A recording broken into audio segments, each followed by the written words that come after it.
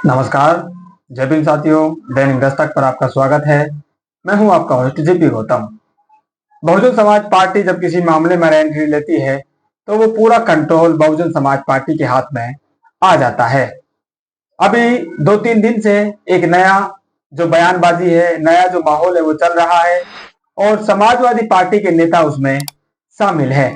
लेकिन जैसे ही कल देर रात से मायावती बहन जी ने इस मामले में एंट्री ली है तो पूरी जो पोल है या कहें कि जो समाजवादी पार्टी है वो पूरी तरह से बेनकाब हो चुकी है। क्या कुछ मामला है और कैसे बहुजन समाज पार्टी ने समाजवादी पार्टी को बेनकाब करने का काम किया है, ये सारी बातें आपको इस स्टोरी में बताने वाले हैं।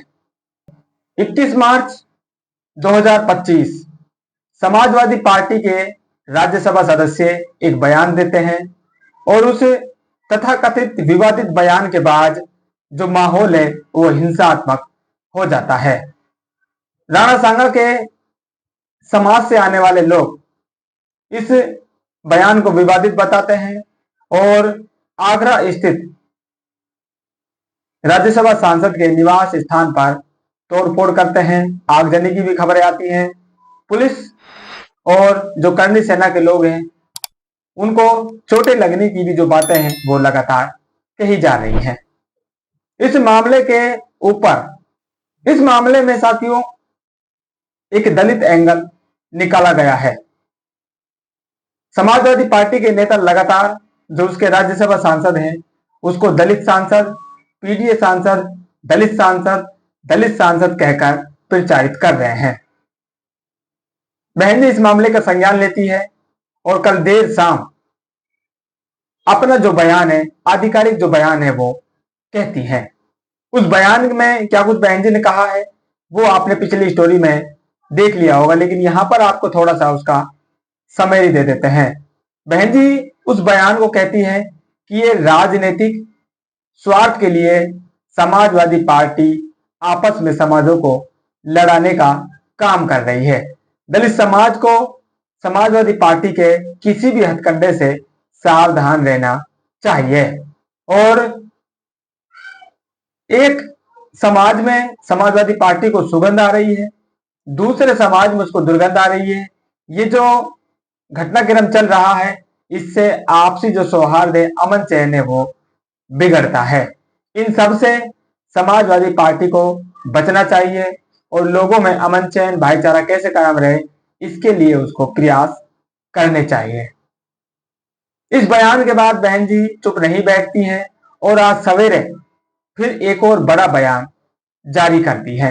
आखिर बहन जी को लगातार 2 बयान जारी क्यों करने पड़ रहे हैं और हो सकता है बहन जी आगे इस मामले पर और भी बयान दे दे, क्योंकि अभी तक ये जो मामला है ये थमने का नाम नहीं ले रहा है। तो इसको समझने के लिए साथियों आपको समाजवादी पार्टी की जो प्लानिंग है, अंदर उसके क्या चल रहा है, इसको थोड़ा सा समझना पड़ेगा। 2027 में यानी कि आज से करीब 20 महीने बाद यूपी जो चुनाव है वो बिल्कुल अपने चरम पर रहने वाला है। इस चुनाव में समाजवादी पार्टी खुद को दूसरे नंबर का प्लेयर बनाना चाह रही है। वैसे आंकड़ों के लिहाज से समाजवादी पार्टी इस समय यूपी में दूसरे नंबर पर ही है, क्योंकि उसके 37 विधायक हैं और पहले नंबर पर भारतीय जनता पार्टी है और जो बहुजन समाज पार्टी है जो इस खेल में बड़ी एंट्री अब उसने ली है उसका मात्र 1 विधायक है। ये जो लड़ाई है सारी, ये चुनाव की लड़ाई चल रही है, वोटों की राजनीति चल रही है और इस वोटों की राजनीति में समाजवादी पार्टी भारतीय जनता पार्टी के पिच पर खेलना चाहती है। और भारतीय जनता पार्टी का जो पिच है वो साथियों आप भली भांति जानते हैं, लोग बाग लगातार उसको प्रचारित करते हैं, वो है धार्मिक पिच। धर्म के मामले पर, धर्म की राजनीति में भारतीय जनता पार्टी को काफी सुकून रहता है। अब इसी मामले में समाजवादी पार्टी उलझ रही है और जो देश का माहौल है उसको 2 धर्मों के बीच का बनाना चाह रही है, यानी कि हिंदू और मुसलमान। जब समाजवादी पार्टी विपक्ष में है और भारतीय जनता पार्टी सत्ता में है। सत्ता से लड़ने के लिए साथियों इनको विपक्ष चाहिए और ये खुद को विपक्ष साबित करने के लिए, और विपक्ष का इनका सबसे बड़ा जो वोट बैंक है वो है मुसलमान समाज। उसी मुसलमान समाज को ये बीजेपी का डर दिखाते हैं, इसीलिए ये लोग ये हिंदू मुस्लिम और ये आज ये इतिहासों पर लड़ रहे हैं, राजा महाराजाओं पर ये लड़ रहे हैं, उनकी कब्रों पर ये बयानबाजी चल रही है। और ये जो बयानबाजी है न सिर्फ शब्दों तक सीमित है बल्कि अब लड़ाई तक भी ये उतर आई है। लगातार आप देख रहे हैं लड़ाई झगड़े की जो खबरें हैं वो निकल कर आ रही है। आपने पहले औरंगजेब वाले मामले पर देखा, अभी जो ताजा बयान है राणा सांगा का, इस पर भी आपने देख लिया है किस तरह से तोड़फोड़ और आगजनी की जो खबरें हैं वो लगातार आ रही है। तो समाजवादी पार्टी खुद को विपक्ष में दिखाना चाहती है और मजबूत विपक्ष में भारतीय जनता पार्टी के सामने वो खुद को रखना चाहती है, इसलिए उसी की पिच पर वो खेलने जा रही है।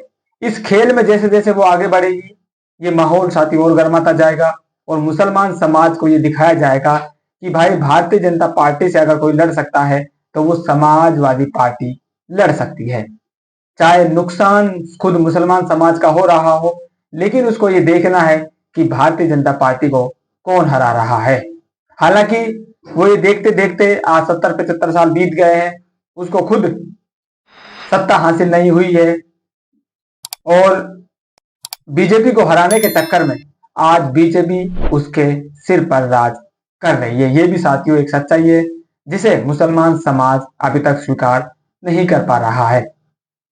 इसी चुनावी पैटर्न के कारण जो देश का माहौल है ये लगातार साथियों चलता रहता है। अब इस माहौल में मुसलमान समाज के अलावा एक दलित समाज और फैक्टर बनता है, क्योंकि ये जो बयान दिया गया है ये दलित समुदाय से आने वाले सांसद के द्वारा दिलवाया गया है। इसका कारण यह है कि दलित समाज को यहां पर पीड़ित पेश किया जाए। समाजवादी पार्टी यहां पर दिखाना चाहती है कि देख लीजिए भाजपा के राज में ना तो मुसलमान समाज सुरक्षित है और ना ही दलित समाज के सांसद सुरक्षित है, तो आम जनता का तो क्या हाल है ये तो आप सोच भी नहीं सकते हैं। उनकी इस प्लानिंग को बहन जी ने कल देर शाम चौपट कर दिया। जैसे ही बहन जी अपनी जो बयान है, आधिकारिक बयान है वो देती है, इसके बाद बहन जी फिर एक बयान और आज सुबह देती है। उस बयान में बहन जी कहती हैं आगरा की हुई घटना के साथ साथ सपा मुखिया को इनकी सरकार में दिनांक 2 जून 1995 को लखनऊ स्टेट गेस्ट हाउस कांड में इस पार्टी द्वारा मेरे ऊपर कराया गया जानलेवा हमला भी इनको जरूर याद कर लेना चाहिए तथा इसका पश्चाताप भी जरूर करना चाहिए।